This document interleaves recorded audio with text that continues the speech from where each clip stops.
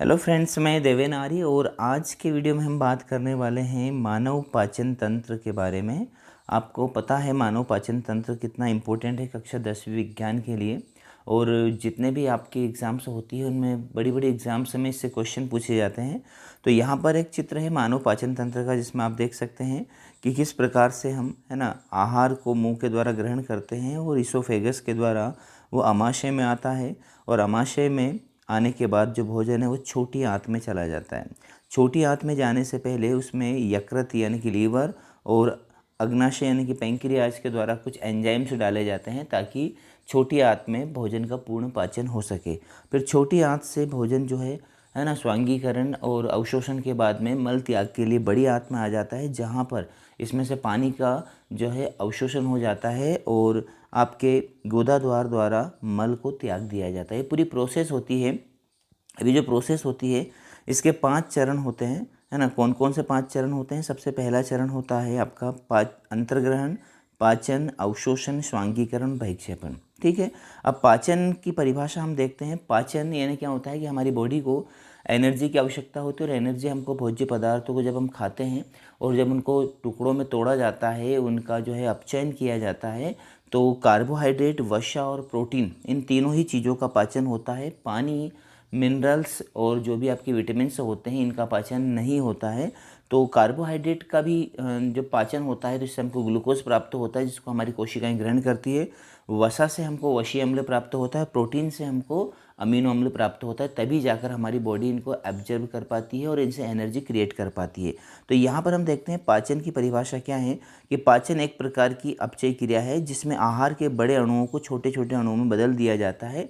स्तनपायी प्राणियों जैसे कि हम लोग द्वारा भोजन को मुंह में लेकर उसे दांतों से चबाने के दौरान लार ग्रंथियों से निकलने वाले लार में मौजूद रसायनों के साथ रासायनिक प्रक्रिया होने लगती है, यानी कि आपके मुंह में ही पाचन स्टार्ट जो है हो जाता है। जैसे कि सबसे पहले आपकी जो लार ग्रंथियां होती है उनसे कुछ एंजाइम्स निकलते हैं लार के द्वारा, जो आपके भोजन का पाचन शुरू कर देते हैं मुंह के द्वारा। ठीक है। तो यदि क्वेश्चन आ जाता है कि मुंह का पाचन कहाँ से शुरू हो जाता है, तो वो आपके मुंह से ही शुरू हो जाता है। ओके, आगे बढ़ते हैं।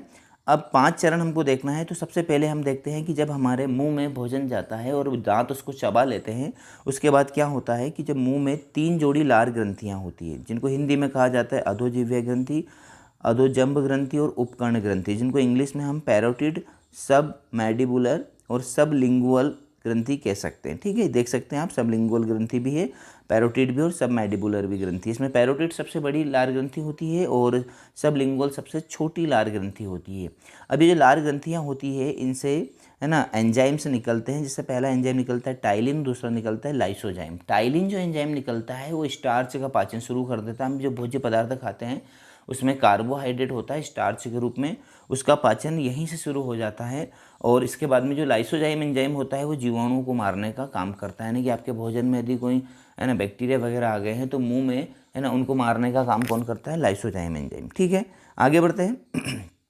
अब जो ईसोफेगस होता है वो क्या करता है, जैसे कि हमारा अब जो भोज्य पदार्थ है जो बोलस के रूप में आ चुका है, बोलस यानी कि उसको हमने एक उसमें लार मिल गई है, छोटे छोटे कणों में हमने तोड़ दिया है। वो जो बोलस है वो एक नली होती है हमारी, है ना ईसोफेगस, जिसको हम है ना आहार नाल जो होती है पूरी, उसमें ईसोफेगस की एक नली होती है जो 25 सेंटीमीटर लंबी होती है। उस ईसोफेगस या ओसोफेगस कुछ भी कह सकते हैं उसको, वो 25 सेंटीमीटर लंबी होती है। उसमें क्रमानुकुंचन गति के द्वारा भोजन हमारे आमाशय में प्रवेश करता है। क्रमानुकुंचन गति क्या होती है कि इसमें सीधा ही भोज्य पदार्थ ऐसे ऊपर से नीचे नहीं गिरता है, बल्कि इसमें जैसे हम टूथपेस्ट वगैरह में से है ना जो निकालते हैं, टूथपेस्ट में से जो पेस्ट निकालते हैं उसकी तरह है ना बहुत ही धीरे धीरे भोज्य पदार्थ नीचे उतरता है। तो ये जो आपकी ईसोफेगस होती है क्या काम करती है? भोज्य पदार्थों को सीधे आमाशय में ले जाती है, लेकिन किस गति से ले जाती है? क्रमानुकुंचन गति के द्वारा। ठीक है। अब वो जो भोजन हमने चबाया है जिसमें लार मिल चुकी है, अब वो भोज्य पदार्थ क्या कहलाएगा? वो बोलस कहलाएगा। ओके, आगे बढ़ते हैं। अब यहाँ पर जो भोजन है हमारा वो अमाशय में आ जाता है। ठीक है।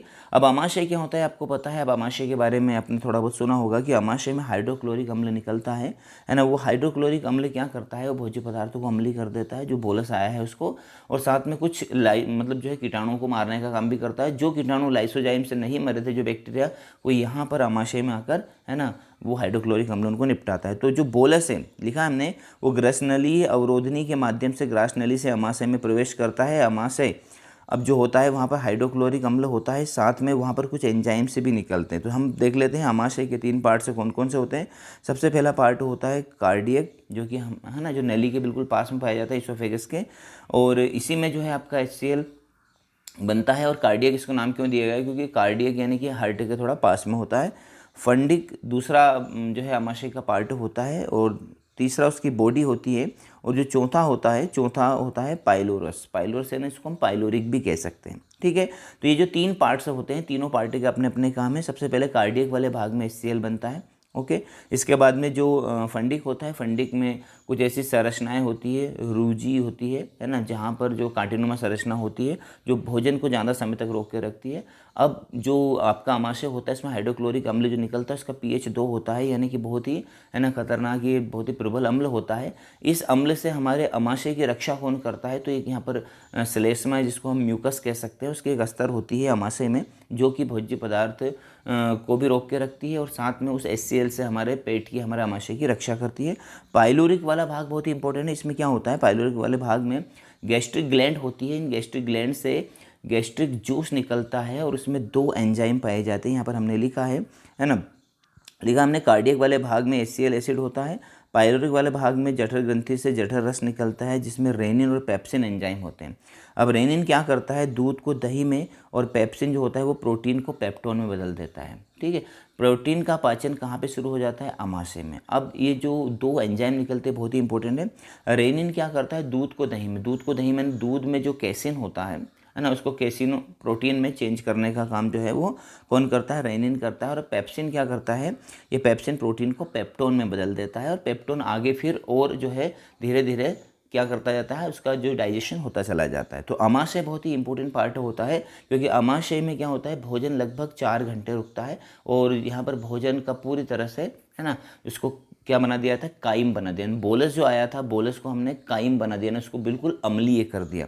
अब आगे बढ़ते हैं भोजन का। अब आगे क्या होता है, भोजन यहाँ से जो है छोटी आंत में प्रवेश करता है। कहाँ से, आमाशय से। लेकिन छोटी आंत में प्रवेश करने से पहले हमको पढ़ना पड़ेगा। देखिए इस चित्र के माध्यम से, इस चित्र में हमने देखा है कि आमाशय से भोजन छोटी आंत में आ रहा है, लेकिन उसके पहले यहाँ से लीवर और यहाँ से अग्नाशय द्वारा उसमें कुछ एंजाइम से छोड़े जा रहे हैं, ताकि वो जो अम्लीय भोजन है वो क्षारीय भोजन बन जाए, है ना, और उसमें जो वसा है उसका पाचन ठीक से हो सके। अब उसको क्षारीय क्यों बनाया जा रहा है, क्योंकि छोटी आंत में अम्लीय भोजन का पाचन नहीं होता, वहाँ पर क्षारीय भोजन का पाचन होता है। तो हम पहले देख लेते हैं कि जो छोटी आंत के पहले भोजन जो है कहाँ पर जाता है ना। छोटी आंत में जब जाता है भोजन, तो उसमें कुछ मिला दिया जाता है, जैसे कुछ एंजाइम वगैरह, जैसे कि लीवर है और अग्नाशय। तो लीवर से क्या मिलता है, तो लीवर बहुत ही इंपॉर्टेंट ऑर्गन्स है हमारी बॉडी का।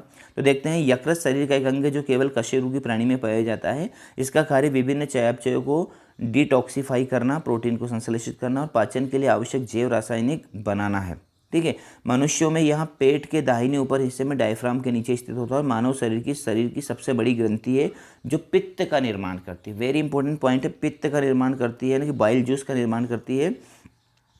पित्त यकृत वाहिनी, उपतंत्र तथा पित्त वाहिनी द्वारा ग्रहणी तथा पित्ताशय में चला जाता है। और ये जो पित्त है ये यहाँ पर है ना, यहाँ पर ये जो पित्ताशय है, ये जो लीवर है, ये पित्त रस छोड़ता है। ये पित्त रस इस गॉल ब्लैडर में यानी कि पित्ताशय में स्टोर होता है, और पित्ताशय से ही वहाँ जो पित्त रस है वो छोटी आंत में जाता है, और भोजन को क्या बनाता है, क्षारीय बनाता है। तो देखते हैं, पाचन क्षेत्र में अवशोषित आंतररस के उपापचय का यह मुख्य स्थान है। इसके निचले भाग में नाशपति के आकार की थैली होती है, जिसे पित्ताशय कहते हैं। यकृत द्वारा स्त्रावित पित्त रस पित्ताशय में ही संचित होता है। ठीक है, यानी जो लीवर होता है वो क्या बनाता है, बॉयल जूस बनाता है, और बॉयल जूस गाल ब्लैडर में यानी कि पित्ताशय में स्टोर होता है, जो कि नाशपति के आकार का होता है। और इस पित्ताशय को कभी कभी है ना क्या होता है कि किसी किसी को बीमारी हो जाती है, तो पित्ताशय को काटना पड़ता है, तब जो है पित्त रस सीधा ही जो है छोटी आंत में प्रवेश कर जाता है। और आपको पता है कि जो आपका लीवर होता है, यकृत होता है, इसमें सबसे ज़्यादा सेल डिवीजन पाया जाता है, तो धीरे धीरे वो पित्ताशय का निर्माण भी